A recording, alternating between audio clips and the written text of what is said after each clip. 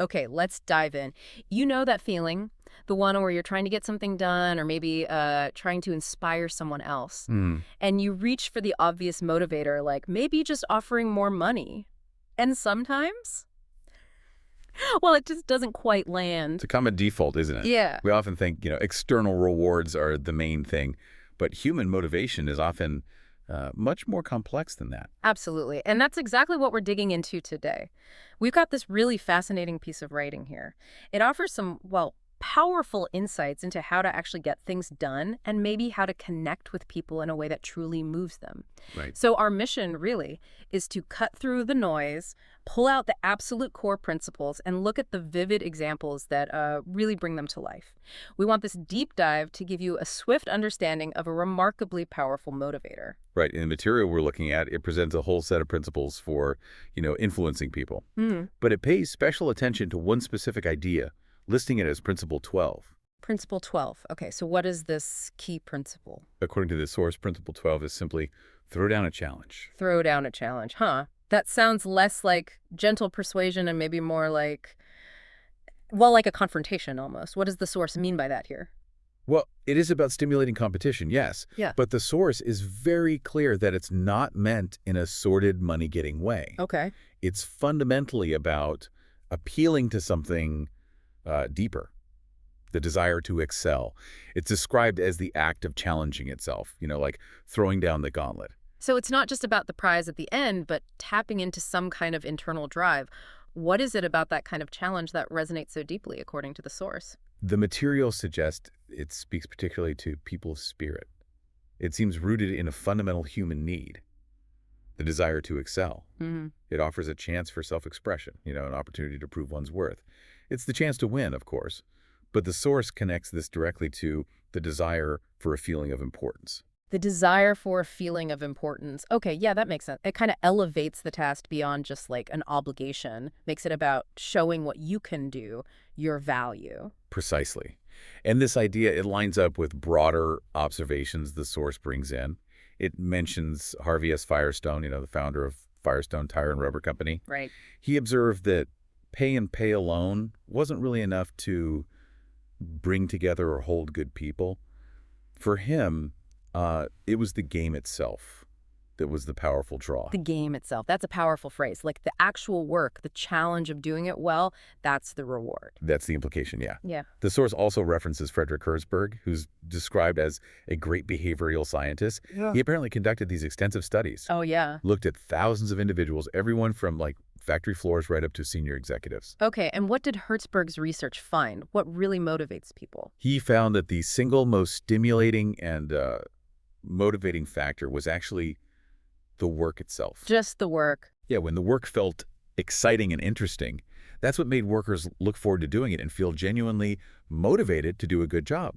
Things like, higher pay or better conditions, they were important for satisfaction, sure, but they weren't the core drivers of motivation compared to the intrinsic nature of challenging and engaging work. So the challenge inside the work is a primary engine.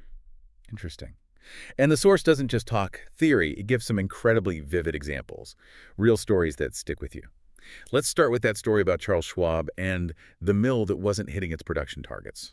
Oh, this is a fantastic illustration. So Schwab visits one of his mills, right? And the manager is just at his wit's end. Yeah. His people aren't meeting their production quota, and he tells Schwab he's tried literally everything. He's coaxed, pushed, sworn and cussed, threatened. You name it, nothing has worked. Wow, he's exhausted all the usual stuff, pressure, threats, maybe even incentives. So what does Schwab do in this tricky situation? His approach is, well, remarkably simple. Almost understated, actually. It's the end of the day shift. Schwab walks up to the nearest guy and just asks him how many heats the shift made that day. Okay. The answer is 6. So without another word, Schwab takes a piece of chalk, writes a big figure 6 on the floor, and just walks away. That's it. No lecture, no yelling, just a number. What effect could that possibly have? Well, that's the genius of the challenge, right? When the night shift arrives, they see this big 6 on the floor, and naturally, they ask about it. Yeah. And the day shift workers explain, the big boss was in here today, he asked us how many heats we made, he chalked it down on the floor. Oh. And how did the night shift react to seeing that number basically left there by the day shift? It immediately lit a fire under them. Their competitive spirit just flared up. The next morning, Schwab comes back, and that 6 is gone. And In its place is a big 7. uh-huh. And okay, they couldn't let the day shift's number just stand there. Exactly. And then the day shift arrives and sees the 7. Ugh. According to the source, they felt the challenge instantly. The thought process was basically, so the night shift thought they were better than us, did they? Well, we'll show them a thing or two. So what was the response from the day shift after seeing that 7? How did they react? He pitched in with this totally new energy and enthusiasm, really working together. And when their shift ended, they left behind a huge swaggering 10. Wow, from 6 to 10 heats just by sparking that desire to beat the previous mark. What was the final outcome for this mill then? The source notes that this mill, which remember had been lagging way behind, quickly became the leader. It started turning out more work than any other mill in the plant. Incredible. And it wasn't about extra money. It was all about the inherent satisfaction of winning the game. That Schwab story is just brilliant for the workplace, but the source shows this principle, it works in totally different areas too, right? Let's look at Theodore Roosevelt when he was facing that big political challenge. Yeah, this is another really powerful example. So Theodore Roosevelt, he's just come back as the celebrated Rough Rider from Cuba, and he gets selected to run for governor of New York State. Okay, big step.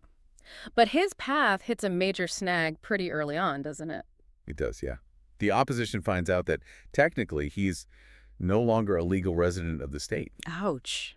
And the source tells us Roosevelt is genuinely frightened by this. He actually wishes to withdraw from the race entirely. He was ready to just give up. So what changed his mind? Who stepped in? That's where U.S. Senator Thomas Collier Platt comes into the picture. Now, instead of arguing or offering, political fixes, Platt confronts Roosevelt directly. According to the source, he asks him in this ringing voice, he says, "Is the hero of San Juan Hill a coward?" Whoa, that's a challenge that goes right to the core of his identity, his whole reputation he just built. Precisely. It wasn't a challenge about winning the election financially or strategically. It was a challenge to his courage, his sense of self-importance. And the source states pretty unequivocally that this single challenge was the absolute turning point. Roosevelt stayed in the fight. And the outcome? Well, the source says this moment not only changed his life, it had a real effect upon the future of his nation. Just remarkable how one pointed question framed as a challenge could have such a massive impact. Okay, let's turn to the third example. Al Smith and Louis E. Laws taking charge of Sing Sing. Now that sounds like an incredibly tough leadership spot. Oh, it was, definitely. Al Smith, he's the governor of New York, and he's facing this major crisis at Sing Sing Penitentiary. The source describes it as the most notorious penitentiary west of Devil's Island. Wow. It was plagued by scandals and ugly rumors. They desperately needed a new warden, someone tough, a strong man, an iron man. And his choice was this guy, Louis E. Laws, who was working somewhere else, New Hampton.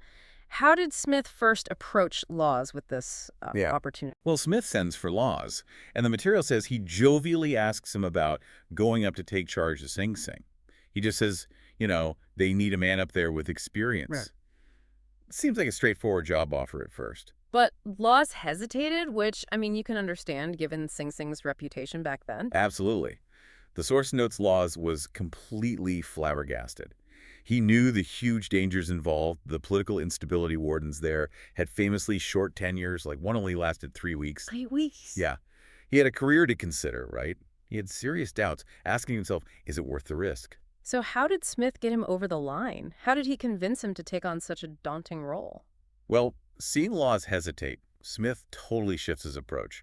According to the source, he leaned back and smiled, and then he said, "Young fella, I don't blame you for being scared. It's a tough spot. It'll take a big person to go up there and stay." Ah, okay. So he framed the job not as just a problem to be solved, but as a challenge that required someone exceptional, a big person. Exactly that. He used the difficulty, the risk itself, as the very foundation of the challenge. And the source points out that Laws actually liked the idea of attempting a job that called for someone big, that appealed to his sense of capability, his importance. That was the deciding factor. And what was the result? Laws accepted the challenge. He did. He took the job, and crucially, and he stayed. He went on to become, the most famous warden of his time. Really? Yeah, his book, 20,000 Years in Sing Sing, became a massive bestseller, sold hundreds of thousands of copies. His work inspired tons of stories and movies, and his whole humanizing approach led to what the source calls miracles in the way of prison reform. Quite a legacy, all sparked by that single well-framed challenge. These examples, from a factory floor to state politics to prison reform, they just powerfully illustrate how broad this principle is. The source even connects this whole idea way back to ancient history, doesn't it? It does. It brings up the motto of the King's Guard in ancient Greece. All men have fears, but the brave put down their fears and go forward, sometimes to death, but always to victory. Always to victory. And the source follows that with a really insightful question. Yeah, it asks, what greater challenge can be offered than the opportunity to overcome those fears? That puts a whole new spin on the idea of a challenge, doesn't it? It suggests the biggest game, the ultimate challenge, might be the internal one, conquering your own fear. Now, this Principle 12, throw down a challenge, it's part of a bigger list in the source, right, for how to win people to your way of thinking. That's right. It's actually the final principle listed in that particular section. It follows others like, avoiding arguments, respecting other people's opinions, never saying you're wrong, flat out. Okay. Admitting when you're wrong quickly and emphatically, beginning in a friendly way, getting the other person saying, yes, yes, early on, letting the other person do a great deal of the talking, letting them feel the idea is theirs, trying honestly to see things from their point of view, being sympathetic, appealing to nobler motives, and traumatizing your ideas. So it's one tool in a larger kit, you could say. But these stories really show its unique kind of power. It seems to bypass just pure logic or rational persuasion sometimes. It taps into that fundamental desire to prove something, maybe, to feel important, to overcome. It really highlights that sometimes the most effective way to motivate action isn't only through logical argument or, external rewards. It's about recognizing and stimulating that innate human urge to rise to an occasion, to meet a difficulty head on. So let's bring this back to you, the listener. Where in your own life could you maybe apply this? Whether it's, at work, pursuing a hobby or a passion, sticking to a personal goal, or even trying to inspire someone else, get a well-placed challenge, maybe one you set for yourself or one you artfully present to another person.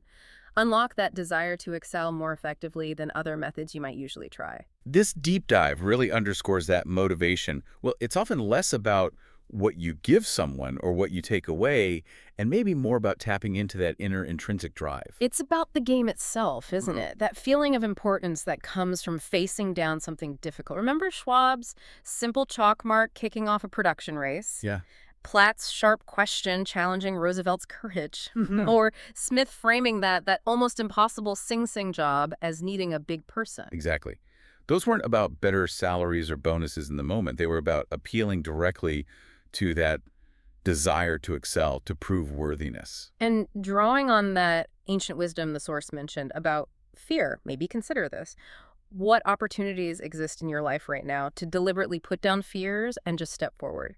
How could you frame the challenge of overcoming those fears as the ultimate, maybe the most stimulating challenge for yourself? How might embracing that internal struggle actually lead to your own form of victory in achieving something you really care about?